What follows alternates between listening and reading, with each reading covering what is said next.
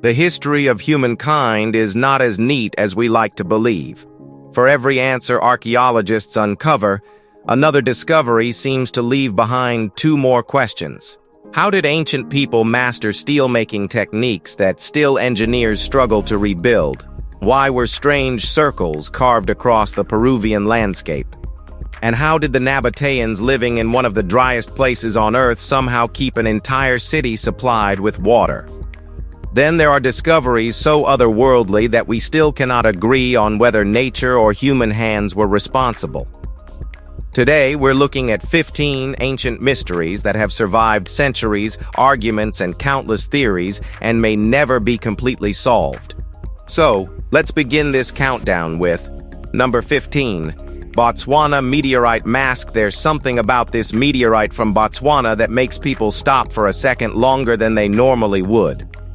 Two holes sit almost perfectly where a pair of eyes should be, while a narrow line running downward gives the whole thing the rough shape of a human face. That alone would be strange enough. But then comes the question no one can answer properly. Did it fall from the sky looking like this, or did somebody shape it afterward? The openings appear unusually neat, and there are no obvious cracks around them that would make an impact explanation feel completely satisfying. That has led to another possibility that an ancient group found the meteorite and turned it into some kind of ceremonial mask. We can understand why. A rock dropping from the heavens would have seemed extraordinary to anyone living thousands of years ago. Still, there is no record telling us who touched it, why they might have altered it, or whether we are just seeing a face because our minds want one to be there. Number 14. The crypt beast. The Capuchin monks of Brno had a strange relationship with death. Their brothers were laid beneath the monastery without coffins, dressed in familiar robes and left openly visible as the crypt's dry air slowly preserved their bodies. So the story of something deliberately sealed behind a false wall there feels especially disturbing. According to the account, renovation work in 1994 exposed a concealed chamber containing one unidentified skeleton. Its skull was far larger and more elongated than a normal human skull, while several lower vertebrae appeared joined into one continuous section. Even the coccyx was said to be absent. Material beside the remains dated between 1650 and 1720, placing them within the period when Capuchins were actively using the crypt. But no recognized archaeological publication documents such a specimen, despite the real Brno crypt being carefully studied. And that leaves this tale with one wonderfully uncomfortable question. These monks displayed death without embarrassment. If the account is true, what could possibly have persuaded them to wall this particular body away? Number 13. Peru's mysterious ring geoglyphs. Peru has so many geoglyphs that finding another group shouldn't be very surprising. These circles, though, raised a different question. Researchers studying the Siwas Valley documented dozens of ring-shaped designs, many placed beside pathways once used for travel and trade. Some consist of a single circle, while others form several rings pressed together almost like chains. Their position may be the real clue. Rather than serving purely as enormous pictures meant to be seen from above, they could have marked important stopping points, routes, or places where goods changed hands. That possibility makes the patterns feel like messages from travelers who never gave us the language needed to read them. Perhaps the number of circles carried meaning. Maybe different arrangements identified destinations, communities, or particular journeys. None of that has been settled. Archaeologists can map where the rings appear and compare them with old pathways, but understanding why somebody scraped each design into the landscape is another matter. We have the marks, but still don't know their real purpose. Number 12. The mystery of Egyptian papyrus. The pyramid of Senusret I might not be that famous beside Giza's giants, but this old papyrus recovered near it has raised a far stranger and spine-chilling question. Unearthed in 1934 and brought back to scholarly attention years later, this 1,500-year-old Coptic manuscript contains prayers, ritual instructions, and biblical material. Then comes the part that still made experts a bit skeptical. Its version of Abraham and Isaac. Genesis tells us Abraham prepared to sacrifice his son, but an angel stopped him before the killing took place. This text appears to preserve a darker tradition in which Isaac's sacrifice is spoken of as though it actually happened. That does not mean Genesis was secretly rewritten. Traditions surrounding Isaac's death and possible resurrection circulated in antiquity. And this manuscript dates centuries after Genesis existed. Still, it gives us something super chilling, proof that stories did not always travel through history in one form. Sometimes the version that survived was not the only version people knew. Number 11. The Bone Guardian Well. Thousands of people were buried beneath ancient Rome, but this particular skeleton was supposedly never laid down at all. The story takes us to 1956, shortly after archaeologists began exploring the newly discovered Via Latina catacombs. Behind an unusually constructed brick partition, they reportedly entered a small chamber containing a single human skeleton still standing upright. Sediment around its feet had hardened over centuries, apparently holding the remains in that position. Then the measurements made things considerably stranger.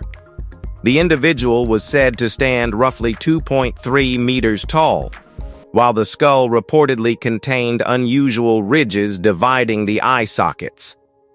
Even the proportions between its femur and tibia were described as falling beyond normal human ranges. Yet none of those details became part of the archaeological literature for which Via Latina later became famous. Instead, the chamber was allegedly closed and access restricted. That leaves one uncomfortable detail hanging over the story. Whoever supposedly sealed that room in antiquity built the final barrier from the inside. Number 10. Ancient indestructible steel. Roman elites wanted it, Persian craftsmen valued it, and centuries later even Michael Faraday could not properly reproduce it. Wootz steel was being manufactured in southern India by at least the first millennium BC, using a method super sophisticated for its age. Smiths packed high-purity iron with carbon-rich plant material inside clay crucibles, sealed them, then heated everything until high-carbon steel formed inside. When forged, the finished blade developed those famous flowing patterns later associated with Damascus steel. Modern metallurgist John Verhoeven found another important clue. Tiny amounts of elements, such as vanadium in certain Indian ores, helped produce bands of hard cementite particles responsible for that appearance. Faraday experimented with Indian steel in the 1800s, but never recovered the original formula. By then, traditional production was already disappearing. That is the frustrating part. We now possess microscopes capable of examining its internal structure, while the craftsmen who perfected the process centuries ago worked with fire, experience, and remarkable judgment. Number 9. Ancient astronaut figurines. Ecuador has given archaeologists thousands of ancient figurines, but a handful have attracted attention for a completely different reason. Their large headpieces, strange eyes, and unusual clothing look, to modern viewers, suspiciously like helmets and protective suits. That resemblance earned them the rather irresistible nickname Ancient Astronauts. Of course, archaeology gives us no evidence that visitors from another world ever wandered through pre-Columbian Ecuador. These figures were far more likely connected with gods, ceremonies, shamans, or artistic traditions whose meaning has faded with the cultures that produced them. Still, their appearance makes them difficult to forget.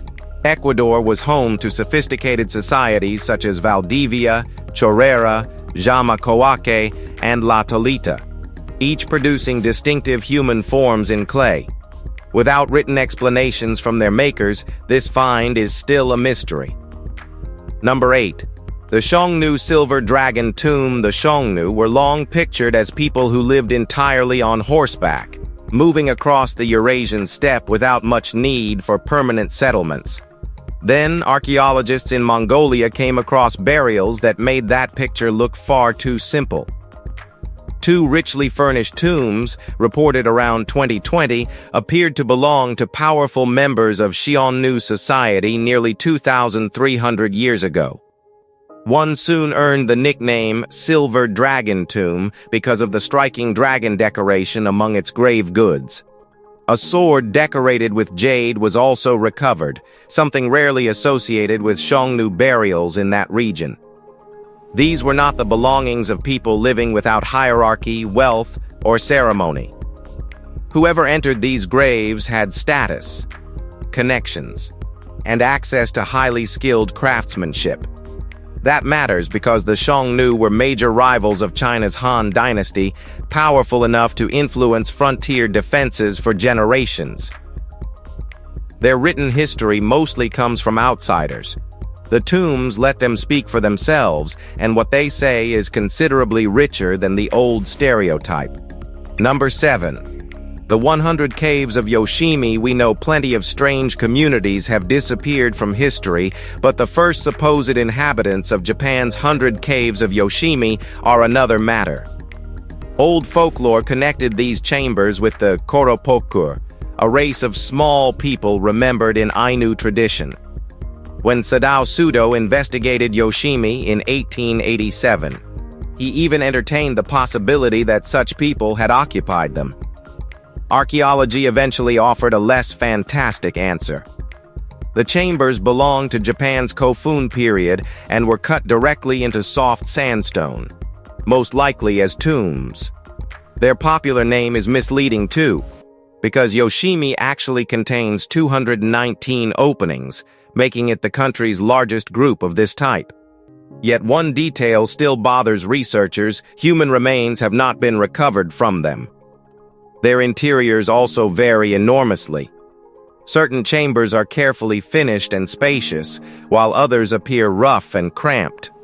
Around 10% were destroyed during World War II, taking possible evidence with them. So we know what Yoshimi resembles. Who actually used it remains harder to answer. Do you know? Number 6. Bula Island balls. The Bula Island balls are the sort of objects that make geology sound far stranger than it usually does. Around 21 of these large stone spheres have reportedly been found near Baku, Azerbaijan, and they do not look like random lumps shaped by weather. Many have similar grooves and seams running across their surfaces, almost as though somebody had marked them using the same pattern again and again without any change. Natural stone balls are nothing unusual, because concretions can slowly form into rounded shapes over enormous periods of time. These, however, have attracted much wilder claims. Some reports say the spheres contain extremely high levels of aluminum, which would be difficult to explain if anyone tried to connect them with ancient craftsmanship. Producing usable aluminum is not something early civilizations were known to do. And that is where the mystery becomes messy. Well, the dramatic claims are repeated everywhere, but solid scientific testing is surprisingly hard to trace. Number 5.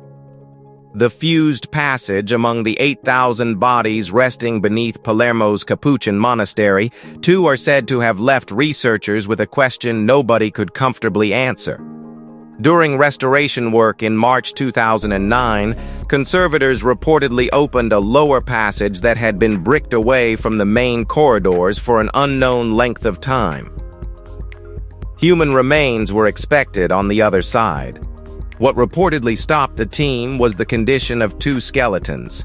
Their bones appeared physically joined, with mineralized connections running between separate parts of each body.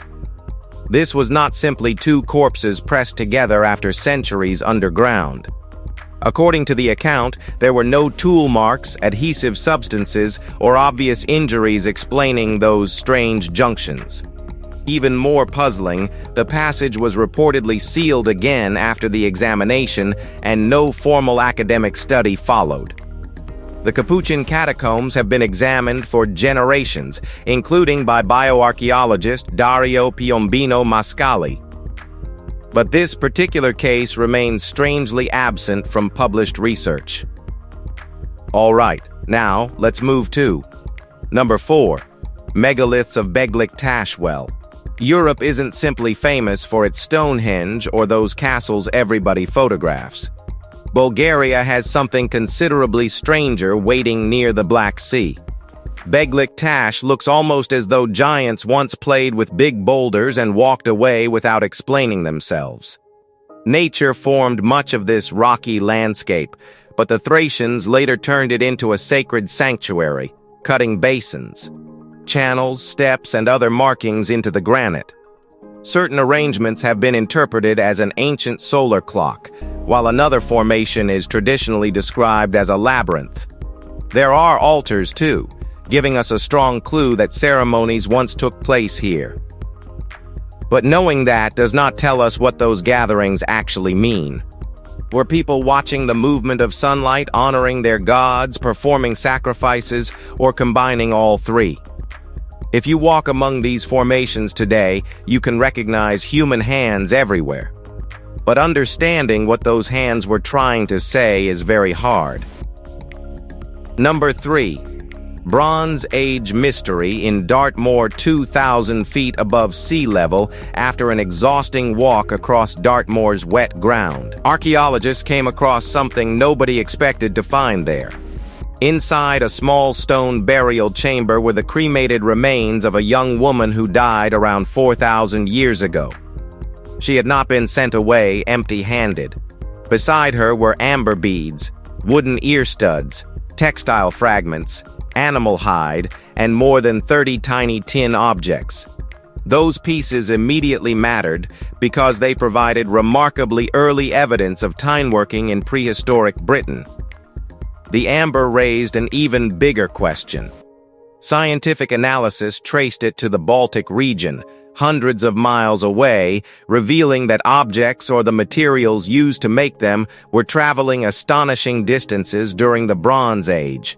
Her wooden ear ornaments also display sophisticated craftsmanship rarely preserved from this period. Whoever climbed onto Dartmoor carrying her ashes clearly considered the journey worthwhile. We may never learn her name, but her belongings tell us her world stretched much farther than anyone once expected. Number 2. Petra's desert hydraulics well. In a whole year, Petra receives less than 6 inches of rain. But around 2,000 years ago, the Nabateans managed to support 20,000 people or more there, along with fountains, baths, gardens, and ornamental pools. So where was all that water coming from? Part of the answer ran for miles through channels and terracotta pipes connected to distant springs. Rainwater was another prize. Rather than letting sudden desert storms disappear into the ground, engineers directed the runoff through dams and channels into hundreds of rock-cut cisterns. Waterproof plaster prevented supplies from leaking through Petra's porous sandstone, while settling tanks helped remove mud and debris. Even flash floods roaring toward the narrow Sick were diverted through planned barriers instead of being allowed to destroy the settlement. That is what makes Petra far cooler than its famous fades. The Nabateans did not merely survive one of the driest places around, they somehow turned its unreliable water into an advantage. How did they do it? Number 1. The Boxgrove man. The mystery here is simple. Scientists know people were living at Boxgrove nearly 500,000 years ago, but the evidence makes them seem familiar. Excavations in West Sussex produced part of a human shin bone and 2 teeth belonging to an early human population generally associated with Homo heidelbergensis. Then came a remarkable scene preserved from their daily lives. A large horse had been butchered there, leaving behind stone tools, cutting marks, and a horse bone deliberately shaped into a tool itself. Researchers studying the scattered flint debris even identified several separate working areas, suggesting multiple individuals sat around making tools at roughly the same time. That changes the picture considerably. We are no longer looking at one desperate hunter tearing meat from a carcass. There appears to have been cooperation, skill, and perhaps food being prepared for others who were not present. No one can tell us what these people said to one another that day. Well, we hope you've enjoyed this video. Thanks for watching, and be sure to like and subscribe. We'll see you in the next one.